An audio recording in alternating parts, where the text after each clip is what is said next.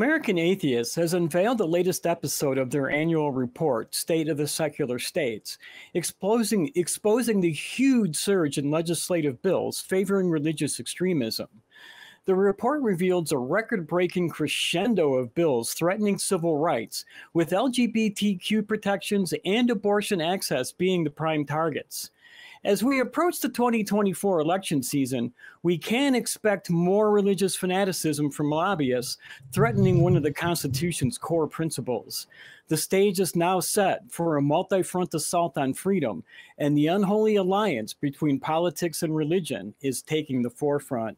So brace yourselves for a dark comedy where the punchlines come at the expense of civil rights and reason. This story is from American Atheists, published January 9th, 2024, and I'm going to pass it straight to Phoebe to start this story off. So how do you solve a problem like America? You break it down into smaller and smaller pieces, and you get even weirder problems. I'm not surprised by this. This is probably the least surprising piece of empirical data that I've seen.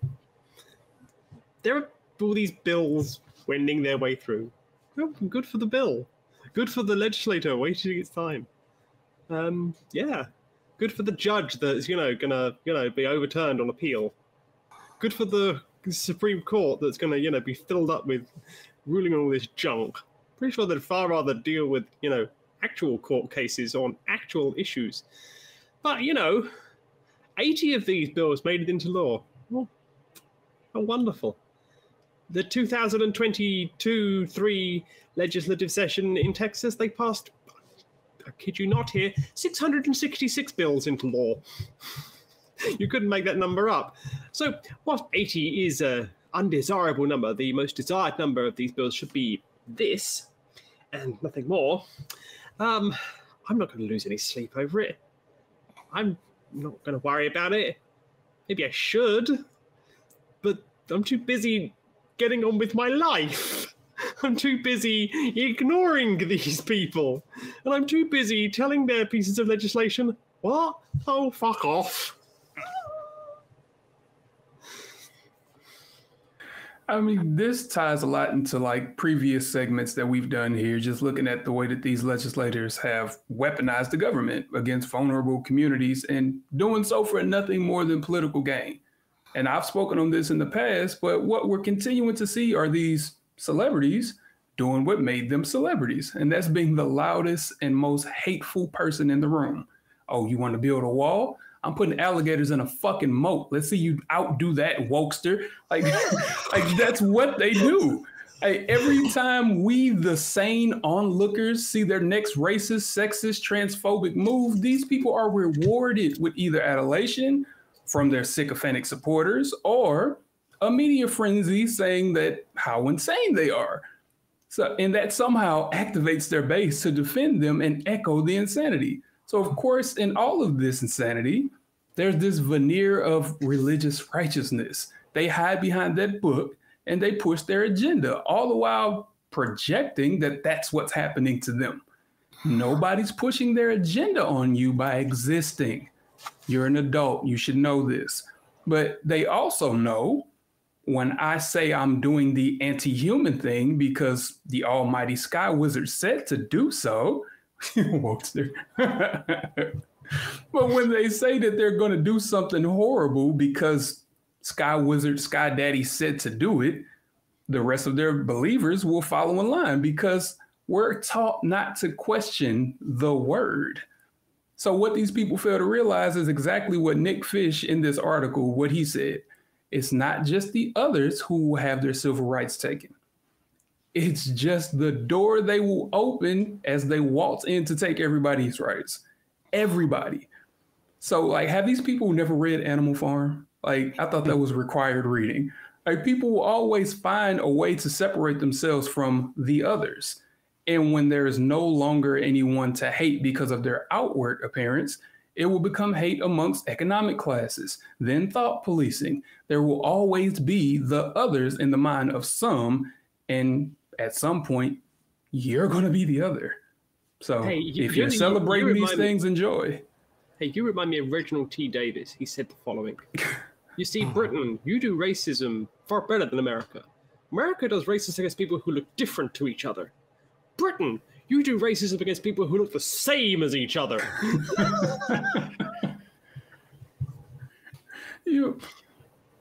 Time and again, we see this, and as you mentioned, this isn't really anything new. This is the same old grab bag.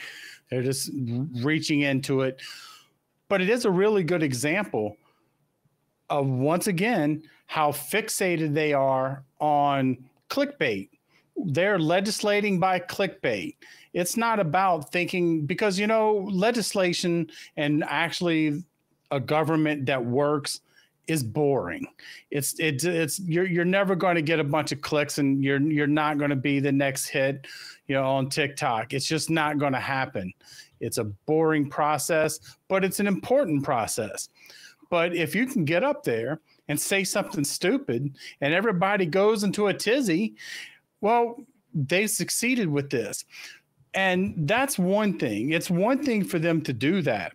It's entirely another for them to decide on what becomes law according to what's going to be the best thing to get me clicks, what's going to get me views. So let me make sure I say these terrible, hideous things that one half has a stroke and the other half applauds, and all I'm doing is laughing all my way, hopefully. And for these people, let's be honest, all these state representatives and state senators, they all dream of being U.S. representatives and U.S. senators. So while they lay in bed dreaming their big dreams of that, then they wake up in the morning and say, hey, what can I do to be the next person who virtually become politics by meme? And that's really all we're seeing here, because everything else is just a distraction.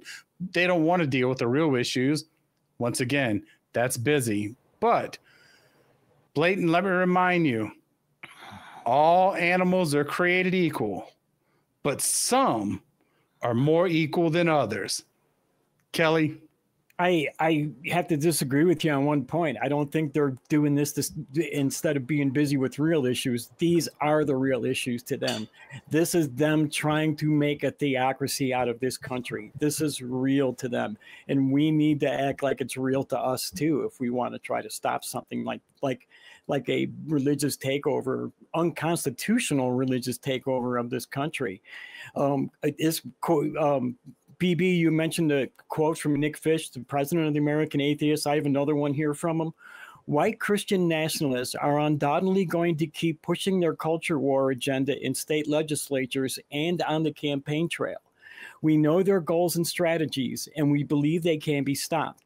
But the media and the public need to understand what's at stake in 2024 and are not only protections for women, LGBTQ people, and racial and religious minorities and atheists, but the civil rights of all Americans. And I think that sums up what this report is about. I think it conveys the message that I think that the American Atheists is trying to convey with the State of the Secular States reports. And I looked through it. It's a really interesting document. There's a lot of information on it. To be honest, I wish there was a better breakdown of national information, but there's a lot of really, really, really good state-by-state information. And if you're interested in getting involved in something and looking for a cause, if you look at their state-by-state information, I'm sure there's something in there that you're going to agree with or not agree with, because they also list bills that are pro-religious freedom, like trying to get religion out of schools and stuff like that. So they release bills on both sides. So if there's something you really want to get involved in, you could probably find it on this website, in this report. So there's a lot of, like I said, a lot of state by state. And even if you want to get even closer, there's a lot of things that are happening right in your neighborhood that are just totally local issues. If you want to get involved, these are the things that are really affecting your day-to-day life. The president doesn't, but these things that are happening right now in your town do. And I really encourage people to get out there and get more involved in what's happening with your life and your society. And I kind of wonder if the panel thinks that this trend of more and more religious bills that we're seeing now, because it's definitely on the rise, do you think that this is going to continue, or do you think this is more like the dying throes of a cornered animal? Phoebe, you want to start with you? Roads are boring. Plumbing is boring. River and wastewater management is boring. Taxes are boring. They're supposed to be boring. Yep. This is what politicians are supposed to do. You're supposed to be boring, in my opinion. The job of a politician is boring. It's meant to be boring. You can get all, excited about affluent management if you really want to. But what we've got here, and I will come to Kelly's question, is we have people who are living in a very privileged world. You don't go to countries that don't have plumbing and see this kind of thing being done in their legislature. You don't see countries that have roads that don't exist, that want roads to exist, have this happen in their legislature. I'm pretty sure Madagascar does not have bills of this nature when it doesn't have roads, plumbing, a functioning tax collecting system, a functioning wastewater management system for its country. I'm pretty sure Madagascar doesn't. If you want in the comments below or to email us and say that, yeah, actually Madagascar does, I will make an on-screen apology if you can prove me wrong. But I don't believe that this is anything other than bored politicians that are bored doing the boring things.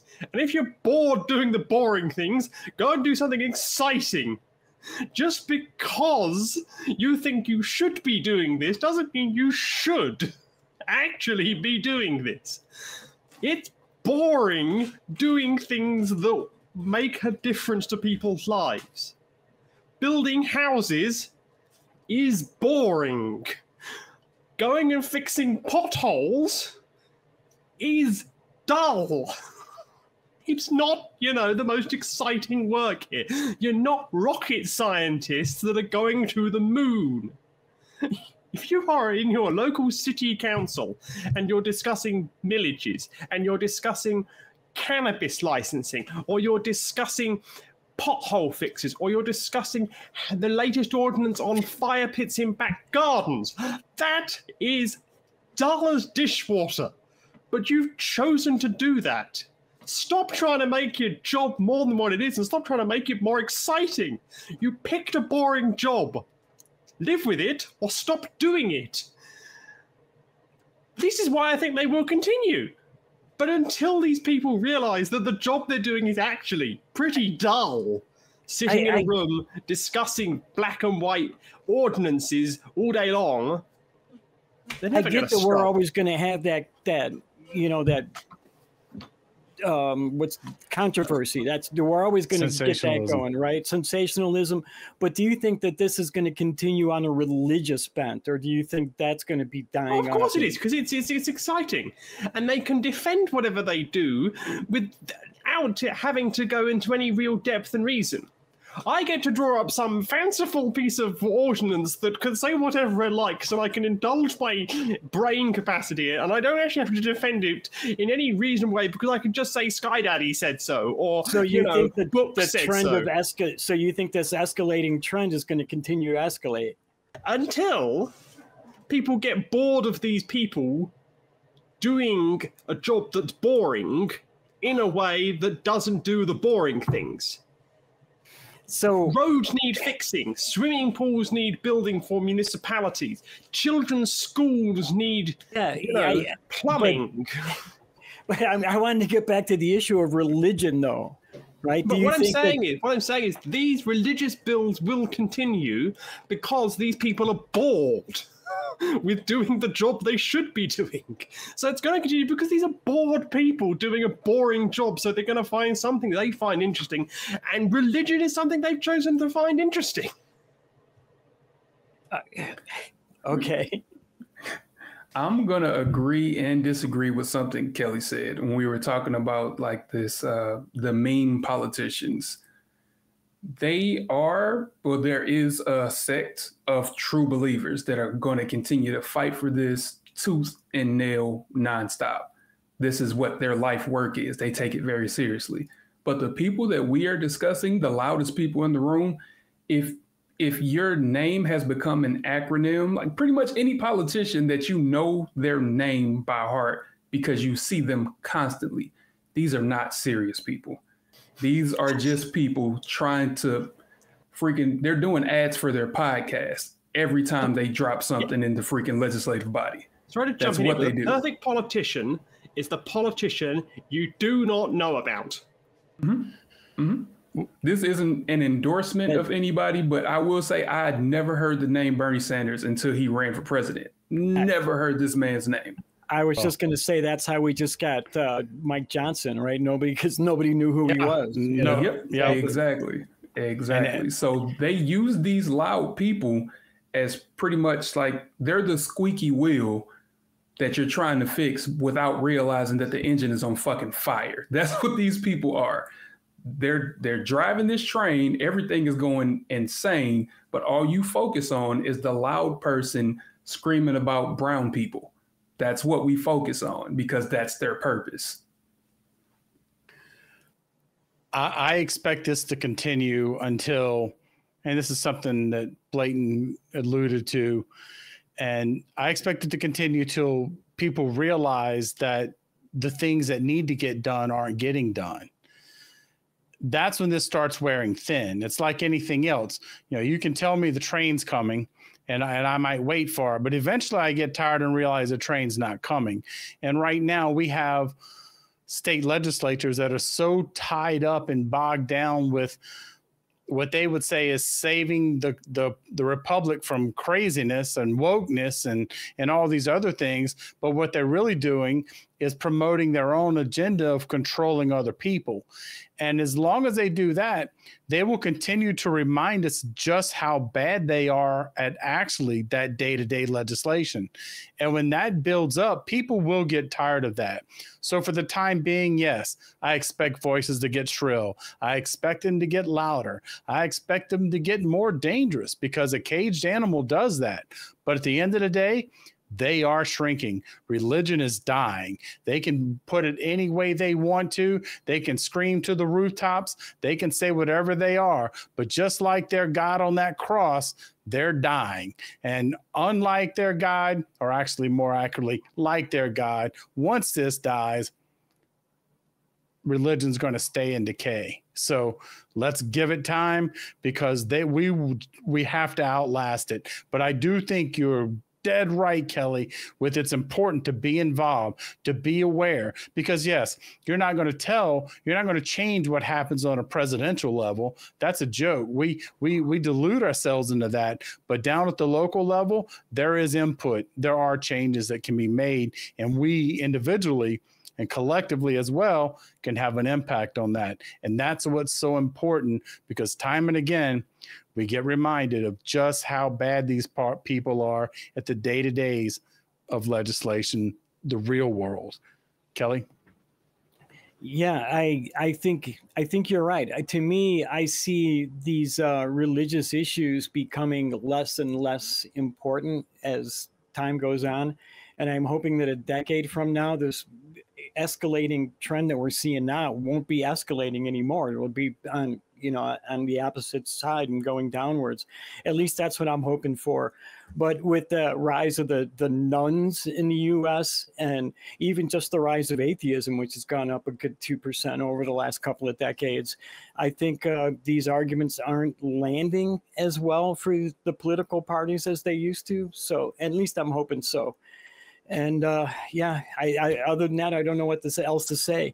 If you would like to get some nice ACA merchandise, though, you can go to tiny.cc/ACA merch. And if you want more of the nonprofits, click right here.